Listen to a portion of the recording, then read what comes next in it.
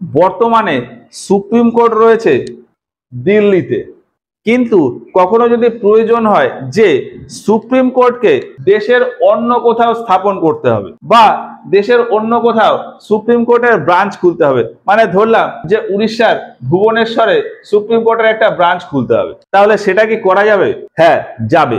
Chief justice of India রাষ্ট্রপতির কাছ থেকে অনুমতি নিয়ে দিল্লি বা দেশের যে কোনো জায়গায় সুপ্রিম কোর্টের স্থাপনা করতে পারে বা সুপ্রিম কোর্টের ব্রাঞ্চ খুলতে পারে। দেশের সকল নাগরিক যাতে সুপ্রিম কোর্টের অ্যাডভান্টেজ বা সুবিধা নিতে পারে এবং সুপ্রিম কোর্টের জাজেরা যাতে দেশের সমস্ত জায়গায় জুডিশিয়ারির মাধ্যমে পৌঁছাতে পারে, সেই উদ্দেশ্যেই সংবিধানের 130 নম্বর ধারাতে এই বিষয়টা লিপিবদ্ধ রয়েছে। বর্তমানের যা সিচুয়েশন তাতে দেখা যায় যে সুপ্রিম কোর্ট শুধুমাত্র দিল্লিতে হওয়ায় দেশের বিভিন্ন জায়গার কেস সুপ্রিম কোর্টে যায় না।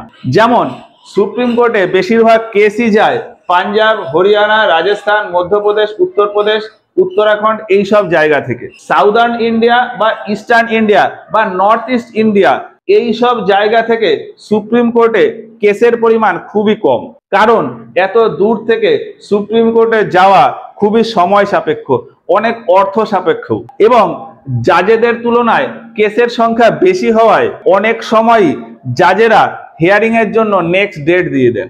বেশিরভাগ লোকের ক্ষেত্রেই এই বিষয়টা খুব একটা সুবিধার হয়ে ওঠে না। তবে সঠিক ন্যায় বিচার করার জন্য এবং সবার কাছে পৌঁছানোর জন্য 130 নম্বর ধারা অনুযায়ী সুপ্রিম কোর্টের জাজেদের এই প্রভিশনটা দেওয়া হয়। এখন তারা সেটা প্রয়োগ করবে কি করবে না সেটা তাদের ব্যাপার। 130 নম্বর ধারা অনুযায়ী জাজেদের এতটাই ক্ষমতা দেওয়া হয় যে চিফ জাস্টিস অফ ইন্ডিয়া বা অন্যান্য জাজেরা যেখানেই যাবেন সেখানেই কোনো না কোনো কেসের রায় দিতে পারেন। এমনকি সকালে হয়তো প্রাতঃভ্রমণে বেরোলেন, মানে হাঁটতে বা দৌড়াতে গেলেন, সেখানেও কোনো কেস দেখে তার রায় দিয়ে দিতে পারে। তো এই বিষয়টাই রয়েছে সংবিধানের 130 নম্বর ধারা।